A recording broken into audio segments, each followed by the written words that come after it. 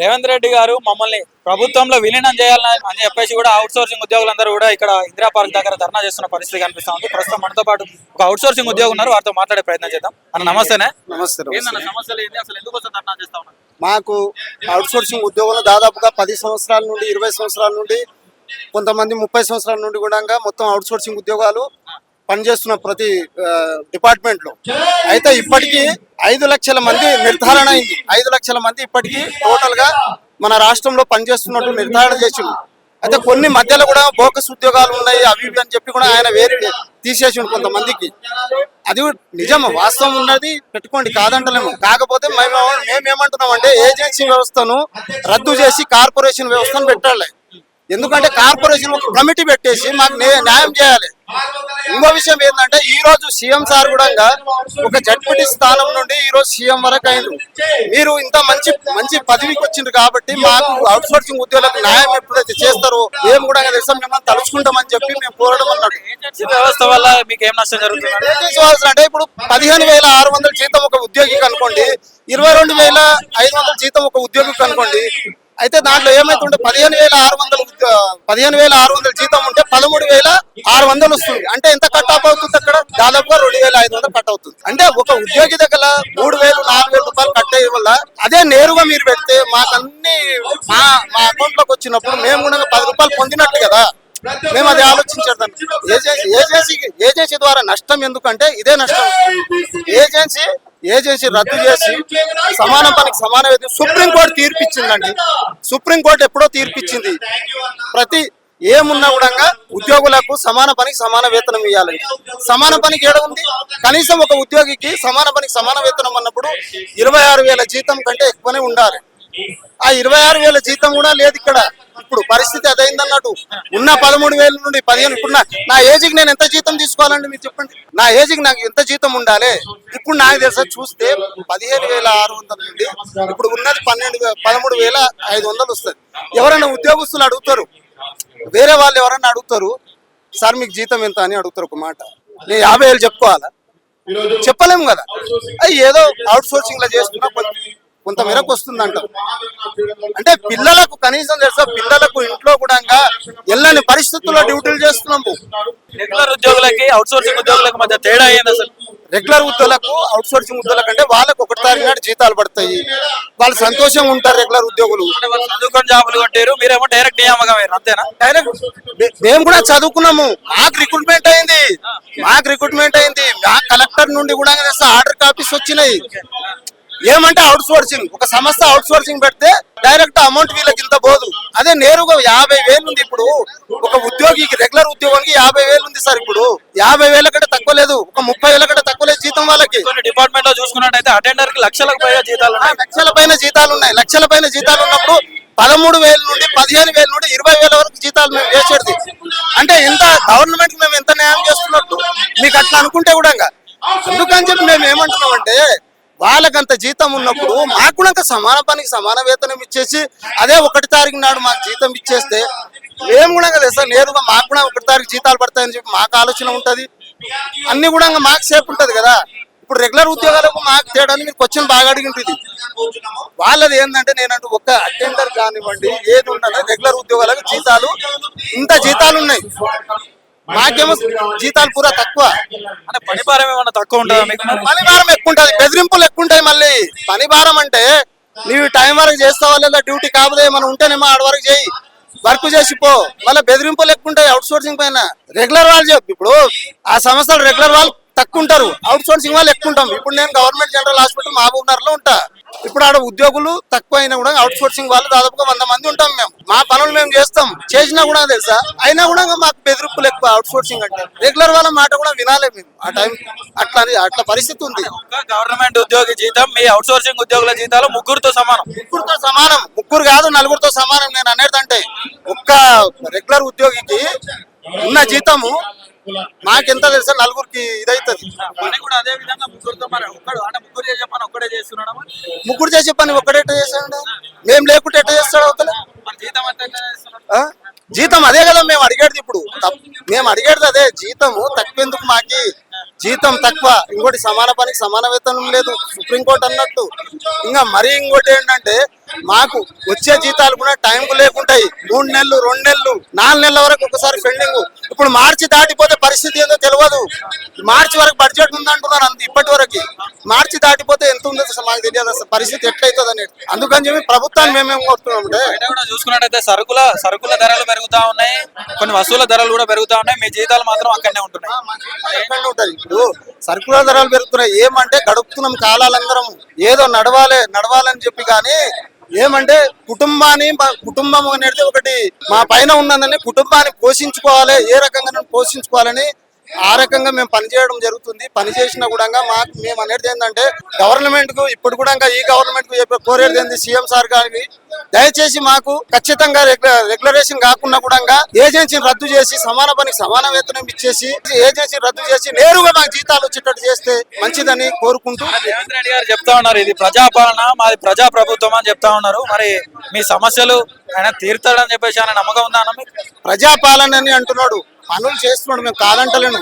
కానీ మా out sourcing వల్ల సమస్యలు తీరట్లేదు. మా అవుట్ సోర్సింగ్ వల్ల సమస్యలు మాత్రమే తీరట్లేదు అన్నట్టు. మీరు ప్రజాపాలన చేస్తున్నారు, చేయండి. మొన్న కూడా మేము చూసినాం ప్రజాపాలన చేస్తే పర్వాలేదు. కానీ అందులో భాగంగా మేము 5 లక్షల మంది అవుట్ సోర్సింగ్ ఉద్యోగం ఉంటే మాకు న్యాయం చేయాలని చెప్పి కోరుతా ఉన్నాం మేము. కేసీఆర్ కూడా చెప్పిండి కానీ మీ అవుట్ సోర్సింగ్ ఉద్యోగులందరినీ రెగ్యులర్ ఉద్యోగులుగా మారుస్తా అని చెప్పేసి మాట్లాడండి. మీకేం చెప్తారు? గతంలో అతను కూడా తెలుసా అవుట్ సోర్సింగ్ వల్ల అతనైతే రెగ్యులరేషన్ చేస్తా అని చెప్పిండు. అప్పుడు ఆ ప్రభుత్వం తెలుసా మాకు, ఆ ప్రభుత్వం కూడా ఏది చేయలేదు. ఇప్పుడు ఈ ప్రభుత్వం వచ్చింది, కానీ ఈ ప్రభుత్వం పైన మాకు కూడా నమ్మకం ఉండాలని ఆలోచిస్తున్నాము, నమ్మకంతో పని కావాలని ఆలోచిస్తున్నాము. మాకు న్యాయం చేస్తే మంచిది ఉంటాను. ఒకవేళ న్యాయం జరగని పక్షంలో కార్యాచరణలో ముందు కూడా ఇలాంటి ధర్నాలు, ఇలాంటి కార్యక్రమాలు జరుగుతూనే ఉంటాయని చెప్పి కోరుకుంటూ మీ న్యూస్ వాళ్ళకి ధన్యవాదాలు తెలియజేస్తున్నాం. అంటే ఇప్పుడు అవుట్ సోర్సింగ్ ఉద్యోగులకి రెగ్యులర్ ఉద్యోగులకు మధ్య తేడా ఏందన్న? అవుట్ సోర్సింగ్ ఉద్యోగులు అంటే 20,000 తోటి పని చేయించుకుంటారు. పర్మనెంట్ ఉద్యోగాలు అంటే లక్షలు 1,30,000 నుంచి పైనే ఉన్నది.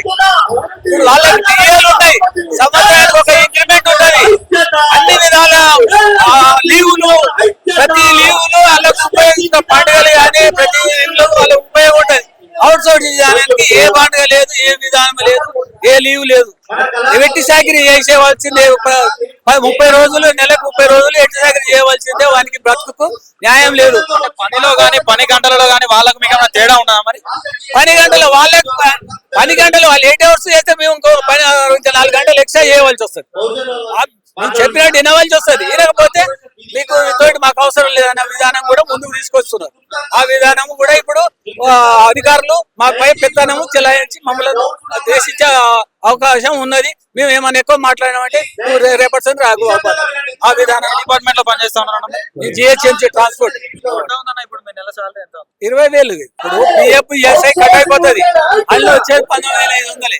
19,500 అయితే ఏజెన్సీలు మా ద్వారా ఏం దిగిపోతున్నాయంటే 25,000 దాకా ఏజెన్సీలకు పోతుంది. అందులో మాకు వాళ్ళు లాభం చూసుకొని మాకు 19,500 ఇస్తున్నారు. అల్ల కట్టి ఈఎస్ఐ పిఎఫ్ కటింగ్ కాగా 17,300 అట్లా వస్తుంది. అవుట్సోర్సింగ్ మహిళా ఉద్యోగులకు కూడా సెలవులు మంజూరు చేయట్లేదు అని చెప్పేసి కూడా మాట్లాడుతున్నారు. సంబంధించి అవుట్ సోర్సింగ్ మహిళా ఉద్యోగులకు వాళ్ళ పరిస్థితి చాలా ఘోరంగా ఉన్నది. వాళ్ళకు సెలవులు ఉండవు, వాళ్ళకి ఎలాంటిది ఫెసిలిటీ కూడా లేవు. వాళ్ళకు డ్యూటీ చేయకుంటే వాళ్ళ జీతాలు కట్ అవుతాయి. వాళ్ళకు ఎలాంటి ఈఎస్ఐ పిఎఫ్ కూడా ఇవ్వకుండా ఈ గవర్నమెంట్ ఇది ముందు నడిపిస్తుంది. గత గవర్నమెంట్ అట్లే చేసింది, ఈ గవర్నమెంట్ కూడా అట్లే నడిపిస్తూ పోతుంది. అంటే రెగ్యులర్ ఉద్యోగుల కన్నా మీరు ఏమైనా పని ఏమైనా తక్కువ చేస్తున్నారా? రెగ్యులర్ ఉద్యోగుల కంటే మాకు డ్యూటీ చేయకుంటే జీతం కట్టేదని బెదిరించి ఇంకో 2-3 గంటలు ఎక్కువ పని చేయించి మాతో ఎట్టి చాకరీ చేపిస్తున్నారు. ఈ అధికారులు కూడా ఈ గవర్నమెంట్ ఆంధ్ర వాళ్ళకు ఒత్తాసు పలుకుతూ పనిచేస్తున్నారు. ఇక్కడ అధికారులు కూడా వాళ్ళకి సపోర్ట్ చేస్తున్నారు. ఇంత పెద్ద మొత్తంలో ధర్నాలు చేస్తా ఉన్నారు ఎప్పటి నుంచో, ప్రభుత్వం ఎందుకు స్పందించట్లేదు అంటారు? ప్రభుత్వము గెలవక ముందు మీకు వచ్చేస్తాం, మీకు ఎన్ఎంఆర్ చేస్తాం, మీకు పర్మనెంట్ చేస్తాం. గవర్నమెంట్ రాగానే ఈ మాకు ఎన్ఎంఆర్ పర్మనెంట్ చేస్తా అని ఈ గత తెలంగాణ ఉద్యమంలో ఇదే గెలిచే గత మీద ఉన్నారా గత నాయకులు, ఇప్పుడున్న నాయకులు మీకు పర్మనెంట్ చేస్తాం, తెలంగాణ వస్తే మీకు ఇదైతే మనకు లేని ఆశలు పెట్టించి మా తెలంగాణ ఉద్యమంలో మనం వాడుకొని వాళ్ళ రాజకీయాల కోసం మనల్ని వాడుకొని ఇచ్చిపెట్టి మనం ఎటు కాకుండా చేశారు. ఇదే తెలంగాణ ఉద్యమంలో కూడా మేము మా పాత్ర ఎంతో ముఖ్యము చేసినాము. తెలంగాణ ఉద్యమంలో చేసినాము. కరోనా టైంలో కూడా మేము లేని ఏ పని నడవలేదు. ప్రతి ఒక్క ఇంటికి కరోనా పేషెంట్లకు కూడా మందులు ఇచ్చుడు, వాళ్ళకు అన్ని చూసుకుంటూ మేమే చేసినాం. మాకు ఎలాంటి కూడా చెప్పలేదు, మాకు ఎలాంటి కూడా మా వీళ్ళు కలవలేదు మాకు. ఇంకోటి మా మీద రామ్కి సంస్థ అని అనగా సంస్థ తీసుకొచ్చి మమ్మల్ని ట్రాన్స్ఫర్ చేసుడు, ఇక్కడ నుంచి అక్కడ వేసుడు, మా ఎంతో మంది ఇలా చేసే ఇబ్బందులకు చిన్న చిన్న చితాలు ఉన్నాయి. వాళ్ళు ఎంతో మంది చనిపోయారు. మా అట్లా మమ్మల్ని పట్టించుకున్న నాదుడే లేదు. దానికోసమే మేము మా కార్పొరేషన్ అయితే మాకు ఒక జీతం వస్తుంది, మాకు ఉద్యోగ భద్రత అవుతుంది ఆలోచనతో మేము ఒక జేఏసీగా ఏర్పడి కొట్లాడుతందుకు అన్ని చేస్తున్నాం. ఏజెన్సీ వ్యవస్థను ఎందుకు వద్దంటున్నారు? ఏజెన్సీ వ్యవస్థ ఎందుకంటే ఇప్పుడు కరోనా టైంలో మేము పనిచేసినాం, మాలో గుర్తింపు లేదు. అదే పర్మనెంట్ వాళ్ళకు గుర్తింపు వస్తుంది, అన్నిటికి వస్తుంది. మనల్ని పట్టించుకునే నాదుడు లేడు. మేము పర్మనెంట్ వాళ్ళ కంటే 2 గంటలు ఎక్కువ పనిచేస్తాం, మాకు పట్టించుకుంటూ ఉన్నాడు. మేము ట్రాన్స్పోర్ట్ లో చేస్తాం, చెత్త చచ్చిపోయిన ఏమైనా పని చేసుకుంటూ పోతుంటాం. మనల్ని పట్టించుకున్న నాదుడు ఉండడు. ఏమైనా అవసరం ఉంటే అవుట్ సోర్సింగ్ కూడా పనికి వస్తాడు. ఏమైనా పని చేయాలంటే మేము గుర్తొస్తాం. కానీ ఉద్యోగాల విషయంలోకి వస్తే గవర్నమెంట్ ఎలాంటి అవసరం ఉండదు. మా అవుట్ సోర్సింగ్ విషయంలో ఎలాంటి చేయరు. ఇలా జీతాలు పెంచారు, డిఏలు అన్ని పెంచుతున్నారు. మా అవుట్ సోర్సింగ్ గురించి ఎవరు మాట్లాడే వాళ్ళు లేరు. రెగ్యులర్ ఉద్యోగుల అటెండర్ జీతాలే లక్షలు దాటిపోతా ఉన్నాయి. అవుట్ సోర్సింగ్ ఉద్యోగాలు చూసుకున్నట్టయితే 20,000, 15,000 ఇట్లా మాత్రమే ఉంటున్నాయి. అంటే ఏం చెప్పుకోవచ్చు అన్నది?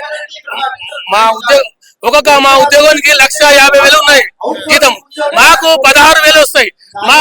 మా జీతం 22,000 అని చూపిస్తారు. మనకు ఇన్కమ్ ట్యాక్స్ మన జీతాల మీద వేస్తారు. ₹1,00,000 జీతం ఉన్నదానికి ఇన్కమ్ ట్యాక్స్ ఉండదు. 16,000 ఉన్నదానికి ఇన్కమ్ ట్యాక్స్ వేస్తుంది గవర్నమెంట్. దీని విషయంలో ఏ రాజకీయ నాయకుడు మాట్లాడాడు. ఇది మా ఉద్దేశం ఏంటంటే మాకు కూడా జీతాలు సమాన పనికి సమాన ఇవ్వాలని ఇదే రాహుల్ గాంధీ ఈ ఉద్యోగం చేపట్టిండు. వీళ్ళ గవర్నమెంట్ కూడా వస్తే మాకు ఏమైనా చేస్తుందని మేము కూడా ఆశించి మేము కాంగ్రెస్ పార్టీని పెద్ద ఎత్తున గెలిపించుకోవడం జరిగింది. ప్రధానంగా అవుట్ సోర్సింగ్ ఉద్యోగులను ప్రభుత్వంలో విలీనం చేయాలి, మాకు ఆరోగ్య భద్రత కల్పించాలి, మాకు ఉద్యోగ భద్రత కల్పించాలని చెప్పేసి మీరు పెద్ద మొత్తంలో ధర్నాలు చేస్తా ఉన్నారు. మరి ప్రభుత్వం దృష్టికి వెళ్ళిందంటారు? ప్రభుత్వం దృష్టికి వెళ్ళాలని మేము ధర్నా చేస్తాం. మమ్మల్ని ఏం పట్టించుకుంటలేదు. ప్రతి గత గవర్నమెంట్ కూడా ఇదే చేసింది. మేము వచ్చినాక మేము మీకు రెగ్యులర్ ఎన్ఎంఆర్ చేస్తాం, మీకు హాస్పిటల్స్ కట్టిస్తాం, మీకు అన్ని విధాలా సహకరిస్తామని చెప్పి గత ఎక్కంగానే వాళ్ళు విస్మరిస్తున్నారు. ఈ గవర్నమెంట్ కూడా అదే విధంగా మీకు రెగ్యులర్ చేస్తాం, లేకపోతే సమాన పనికి సమాన వేతనం పెంచుతామని కూడా ఆశలు చూపించారు. కానీ ఇప్పుడు ఏ గవర్నమెంట్ వచ్చినా గానీ గద్దెక్కంగానే అన్ని విస్మరించి మళ్ళా యథావిధి స్థానంలో మేము ఉంటున్నాం. ఇప్పుడు ఎంప్లాయీ ఉన్నాడు, ఎంప్లాయీకి 5 ఏళ్ళకు ఒకసారి పిఆర్సీ ఇస్తారు, 5 ఏళ్ళకు కూడా 10 ఏళ్ళకి ఇస్తారు. అది పెంచుకుంటూ పోయి వాళ్ళకి పెంచినప్పుడే మాకు జీతం పెరుగుతున్నది. వాళ్ళకు డిఏ వస్తుంది. డిఏ ప్రతి సంవత్సరం డిఏ 2,000, 3,000 వాళ్ళకి డిఏ పెరుగుతుంది. మాకు ఏ డిఏ లేదు, ఏ టీఏ లేదు. వాళ్ళకి హౌస్ రెంట్ ఉంటది, మాకు హౌస్ రెంట్ లేదు. కాబట్టి మాకు సంవత్సరానికి 2 వాళ్ళలాగా డిఏ ఇవ్వాలి. వాళ్ళలాగా మాకు జీతం 5 ఏళ్ళకి ఒకసారి ఎట్లా పెంచుతున్నాం, మాకు 5 ఏళ్ళకి పెంచినప్పుడు మాకు కూడా డిఏ ఇవ్వాలి, హౌస్ రెంట్ ఇవ్వాలి. కాబట్టి పెంచుకుంటూ పోతే మాకు జీతం పెరుగుతుంది. లేకపోతే అదే జాగల అదే 15,000, 16,000 ఉంటే ఈ మహానగరంలో మేము ఎలా బతకగలుగుతాం? రెగ్యులర్ ఉద్యోగుల మాదిరిగానే ఇప్పుడు మీకు కూడా పని భారం ఏమైనా తక్కువ ఉన్నదా? మరి పని భారం తక్కువే ఉంటది, ఎక్కువ ఉంటది. రెగ్యులర్ ఉద్యోగులకు తక్కువ ఉంటది, మాకు ఎక్కువ ఉంటది. మేము హార్డ్ వర్క్ చేస్తాం, ఏ పని అంటే ఆ పని చేస్తాం. వాళ్ళు అన్ని పనులు చేయరు, వాళ్ళ పేరుకు ఎంప్లాయీ కానీ ఏం పని చేయరు. ఈ అవుట్ సోర్సింగ్ ద్వారానే పని అవుతుంది. కాబట్టి అవుట్ సోర్సింగ్ డబుల్, ట్రిపుల్ పని. వాళ్ళని ఒక్క జీతం పెడితే మేము 3 పని చేస్తున్నాం. కాబట్టి గవర్నమెంట్ వర్క్ అవుతుంది, అందరికి తెలుసు. గవర్నమెంట్ అవుట్ సోర్సింగ్ ద్వారా వర్క్ అవుతుంది, అన్ని ద్వారా తెలుసు. కానీ జీతం కాడికి వస్తారకే ఈ దోసుక తింటున్నారు. ఈ పేద ప్రజలు మొత్తం దోసుక తిని ఇబ్బంది పెడుతున్నారు.